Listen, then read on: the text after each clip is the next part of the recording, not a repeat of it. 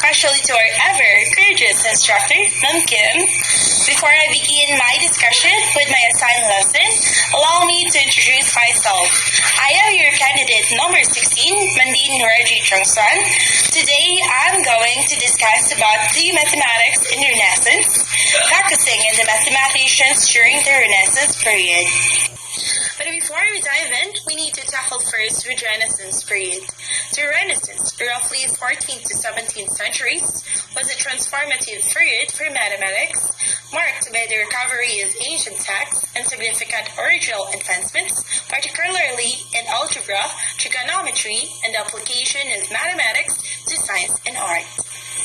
Now that we already know the Renaissance, we'll now tackle the mathematicians during the Renaissance period. The key mathematicians include Luca Pacioli, Niccolo Fontana Tartaglia, Girolamo Cardano, Raphael Bombelli, Francois Viette, Nicolas Copernicus, Jean Napier, Johannes Kepler, Galileo Galilei, and René Descartes. First analyst, Luca Paciolo. He is an Italian farrier and mathematician known as the father of accounting for his work Somma de Arithmetica or Somma de Arithmetica Geometria Proportioni et Proportionalita, or in English term, a summary of arithmetic, geometry, proportions, and proportionality. It contains a comprehensive summary of Renaissance mathematics, including practical arithmetic, basic algebra, basic geometry, and accounting, which introduced double-entry bookkeeping and standardized the use of plus and minus signs in printed books. He also explored the golden ratio in his book De Divina Proportione. Next is Niccolo Fontana Tartaglia. The Italian mathematician Niccolo Tartaglia is known chiefly for his discovery of the solution to the cubic equation.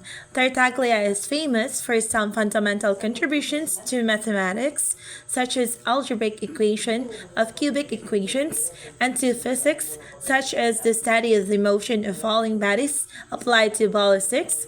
Self-taught mathematician is considered one of the most important mathematics of the 16th century. Followed by Girolamo Cardano. He is known as the founding father of probability, An Italian polymath who published the solutions for both cubic and quadratic equations. The latter discovered by his student Lodovico Ferrari in his seminal work Ars Magna. He also made early contributions to probability theory in his book On Games of Chance, though it was published posthumously. Next to him is Raphael Bombelli. He is an Italian mathematician who made crucial strides in the understanding of imaginary numbers, formalizing the rules for their addition and multiplication, which were necessary for some cases of the cubic equation. We are now half on our list. He is Francois Viette, a French mathematician who introduced the first systematic use of letters to represent unknown variables and known parameters in equations, a pivotal step toward modern algebra. Next is Nicolaus Copernicus. Primarily an astronomer, his heliocentric model of the universe, placing the sun at the center, was a major mathematical and scientific challenge to the prevailing geocentric view. His work required and spurred advancement in trigonometry. Seventh analyst is Jean Napier. A Scottish mathematician best known for his invention of logarithms, which significantly simplified complex calculations, especially in astronomy and navigation. He is also popularized the use of the decimal point. Next is Johannes Kepler.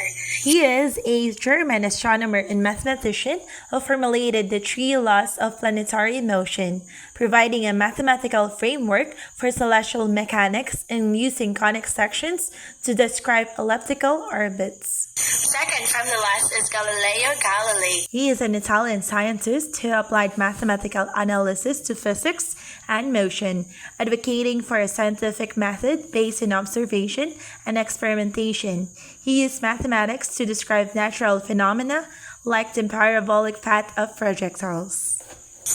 And the last one is René Descartes. Though sometimes considered a 17th century figure transitioning into the age of reason, His development of analytic geometry, the Cartesian coordinates, in La geometry, link algebra and geometry, a fundamental step for the later development of calculus.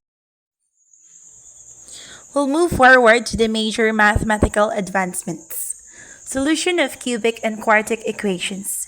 A major breakthrough in algebra was achieved by Italian mathematicians, namely Del Ferro, Tartaglia, Cardano, and Ferrari, who found algebraic solutions to cubic x cubed plus ax plus b is equals to 0 and quartic equations.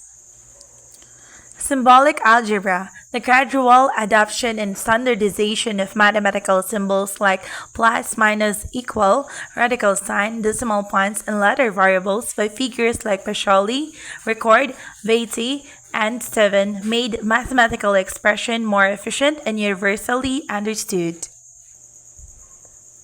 Trigonometry. The need for accurate navigation and astronomy lead to significant advancements in trigonometry, including the creation of detailed trigonometric tables and the definition of functions as ratios of angles rather than the lengths of arcs by mathematicians such as Regiomontanus and Rheticus.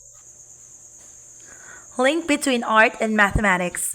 Artists like Filippo Brunelleschi, Leon Battista Alberti, and Leonardo da Vinci used mathematical principles, particularly linear perspective and the golden ratio, to create realistic and harmonious works of art and architecture. Logarithms. John Napier's invention of logarithms and the subsequent development of logarithmic largely revolutionized complex calculations, saving immense amounts of time for scientists and navigators. Probability theory. Girolamo Cardano and later Blaise Pascal and Pierre de Fermat laid the foundations for the theory of probability through their analysis of games of chance. To conclude, the Renaissance marked a profound revival and transformation of mathematics, shifting it from a study primarily focused on recovering ancient knowledge to a dynamic field of original research and practical application. Mathematicians of this era such as Cardano, Tartaglia, Beatty, and Napier achieved significant breakthroughs by solving complex algebraic equations, formalizing symbolic notation, and inventing powerful computational tools like logarithms. Crucially, Renaissance thinkers applied mathematics not only to abstract problems, but also to the physical world, in art and architecture, astronomy by Copernicus and Kepler, and physics by Galileo. This integration of mathematics with empirical observation laid the essential groundwork for the scientific revolution that followed, fundamentally shaping modern algebra, geometry, and the very method of scientific inquiry. The era concluded with the critical innovations of figures like Descartes, whose analytic geometry provided the final stepping stone to the development of calculus in the subsequent century. That's all for today, and thank you so much for listening.